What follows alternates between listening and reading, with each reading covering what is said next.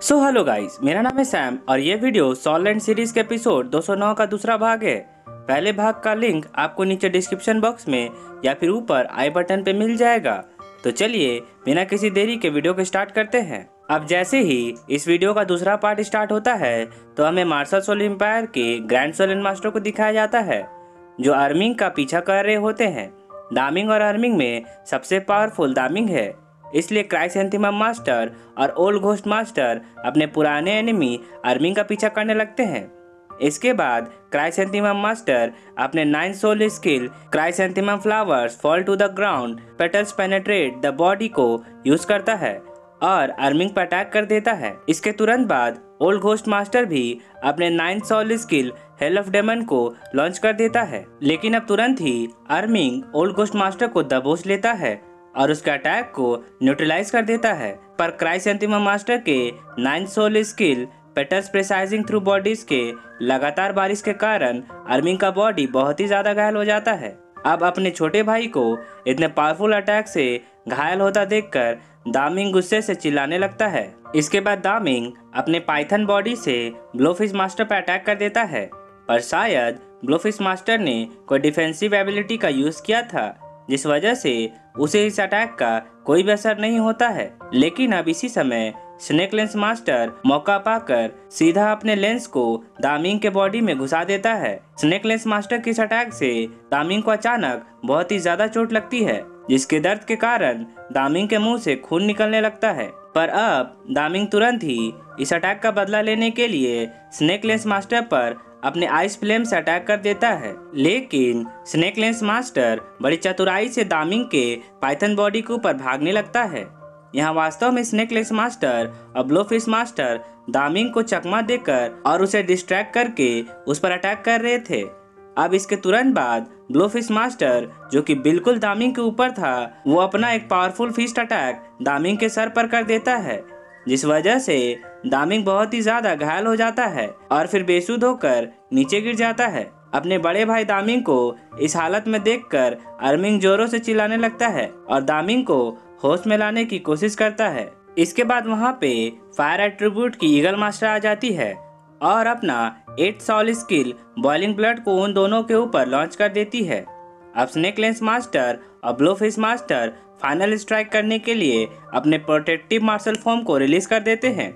इसके बाद fire eagle master over confident होकर दामिंग अर्मिंग से कहती है कि मैं ईगल मास्टर इस लड़ाई में सबसे ज्यादा प्रशंसा के योग्य होंगी। इसके बाद फायर ईगल मास्टर जैसे ही एक्साइटमेंट में अपने 9 सोल स्किल को यूज करने जा रही होती है, तभी दामिंग अपने powerful attack world destroying lightning को लॉन्च कर देता है और ईगल मास्टर बीच हवा में ही लटक जाती है। ईगल मास्टर ने ज्यादा ओवर स्मार्ट बनने के कारण अपना मार्शल सोल फॉर्म को रिलीज नहीं किया था, जिस वजह से अब वो कुछ भी नहीं कर पा रही थी। अब दामिंग अपने छोटे भाई अर्मिंग को अपना बेस्ट अटैक लॉन्च करने के लिए आवाज लगाता है। दामिंग की आवाज सुनते ही अर्मिंग तुरंत अपने powerful attack star giant app को लॉन्च कर देता है। यह अटैक अर्मिंग का मिक्स ग्रेविटेशनल फोर्स अटैक होता है। अब अर्मिंग के इस अटैक से बहुत सारे बड़े बड़े पत्थर रिवर्स ग्रेविटेशन फोर्स के साथ सीधा ईगल मास्टर को कूच देते हैं और फिर ईगल मास्टर बीच हवा में ही इन पत्थरों में पिस कर मर जाती है। अब जैसे ही ये पत्थरों का गोला जमीन से टकराता है तो एक तेज विस्फोट होता है, जिससे स्नेक लेंस मास्टर और ब्लोफिश मास्टर तिनकों की तरह उड़ जाते हैं। ये एक्सप्लोसिव वेव इतना ज्यादा होता है कि दूर खड़ी बेबी डॉन्ग तक भी पहुंच जाता है, पर उसके पास खड़ा ताओबाजी अपने मार्शल सोल सीक्रेट ड्रैगन के पावरफुल डिफेंसिव बॉडी से बेबी डॉन्ग को बचा लेता है। बेबी डॉन्ग दूर खड़ी होकर इन सारी घटनाओं को देख रही थी। अब कुछ दूर जंगल में हमें तैंगसैंग को दिखाया जाता है, जो कि बड़ी तेजी से दामिंग अर्मिंग की ओर बढ़ता जा रहा था। लेकिन अब दामिंग अर्मिंग का काउंटर अटैक का वेव तैंगसैंग तक भी पहुंच जाता है। तैंगसैंग जैसे ही इस वेव को फील करता है तो उसे लगता है कि ये कोई भूकंप है, पर फिर उसे तुरंत पता चल जाता है कि ये कोई भूकंप नहीं अपितु ये गड़बड़ किसी स्पिरिट पावर के वाइब्रेशन के कारण हुआ है। तैंगसैंग जल्दी समझ जाता है कि ये एक सॉल टेक्निक अटैक था। इस अटैक के पावरफुल वेव को देखकर तैंगसैंग कहता है कि ये काउंटर अटैक जरूर दामिंग और अर्मिंग ने किया है, पर दामिंग और अर्मिंग इसे तब यूज करते हैं जब उनकी जान खतरे में होती है। इसके बाद तांग सैंग अपने ब्लू सिल्वर डोमेन को जल्दी से रिलीज करता है और अपने पर्पल डेमन आई की मदद से इस काउंटर अटैक के सोर्स लोकेशन का पता लगाने लगता है।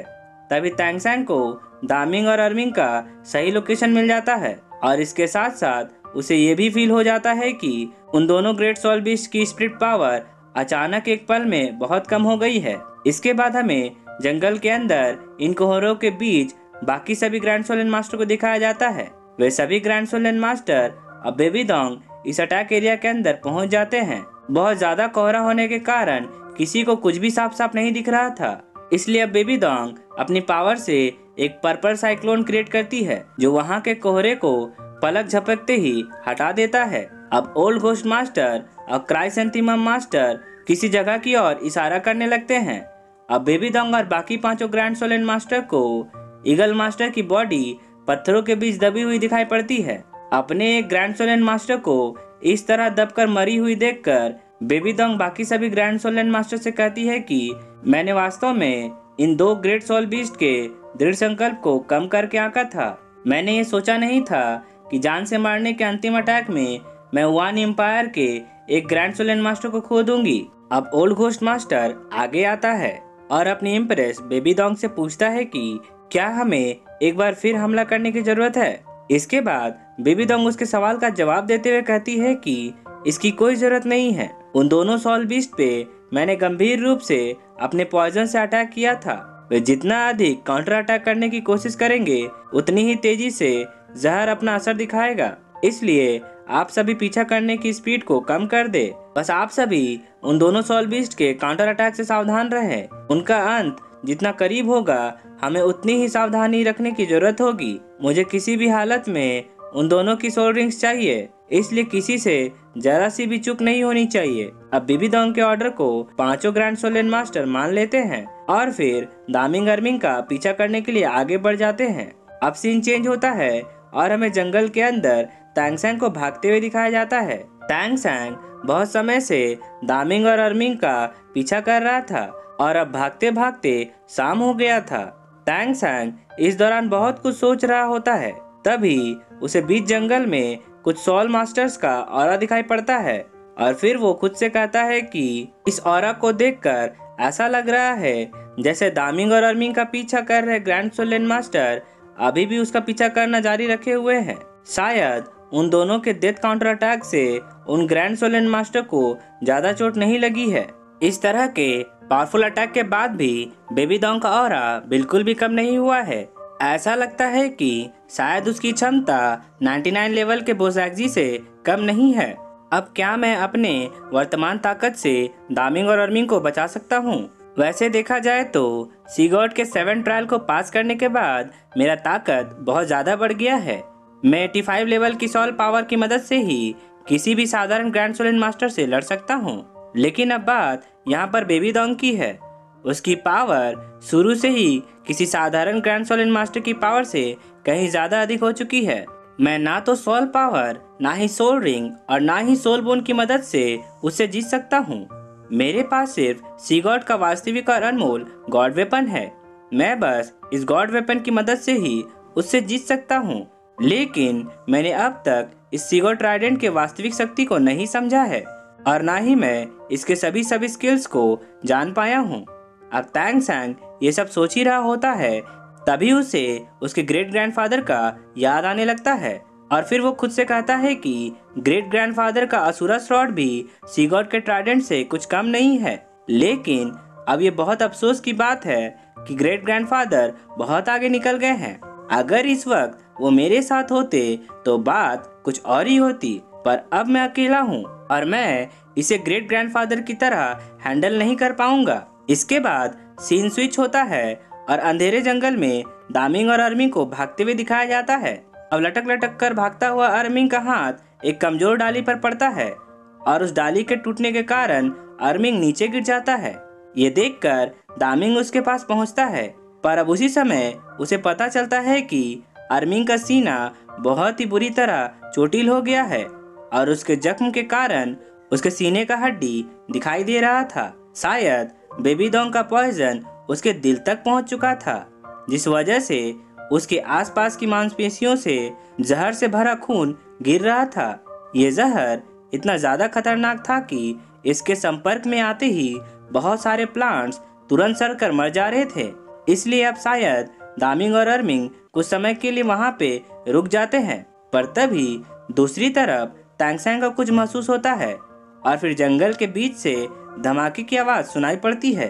ये देखते ही तांगसेंग तुरंत कहता है कि दामिंग और अर्मिंग का ऑरा फिर से कमजोर हो गया है, मुझे तेज भागने की जरूरत है। ऐसा कहकर तांगसेंग उस धमाके की दिशा की ओर भागने लगता है। अब बीच जंगल में घायल दामिंग और अर्मिंग को पांचों ग्रैंड सोल मास्टर्स चारों तरफ से घेर लेते हैं। इसके बाद वहाँ पे बेबी दोंग भी पहुँच जाती है और दामिंग अर्मिंग से कहती है कि तुम दोनों का शिकार और लंबे समय तक चल सकता है, पर शायद तुम दोनों इतनी आसानी से नहीं मरोगे। चलो अब हार मान लो और मेरी सोल बोन और सोल रिंग्स बन जाओ। ऐसा करना तुम दोनों के लिए ही सम्मान की बात होगी। बेबी दोंग की इतना कहते ही ये एपिसोड खत्म हो जाता है। सो आई होप गाइज कि आपको ये एपिसोड अच्छी लगी होगी, और अगर आपको मेरा एक्सप्लेनेशन पसंद आया हो तो इस वीडियो को एक लाइक करना तो बनता है। और अगर आप एक नए एनाइम लवर हैं तो मेरे चैनल को जरूर सब्सक्राइब कर ले, क्योंकि मैं ऐसे ही वीडियोस लाता रहता हूँ। तो अब मैं आपसे मिलता हूँ नेक्स्ट वीडियो के साथ। तब तक के लिए take care and good day.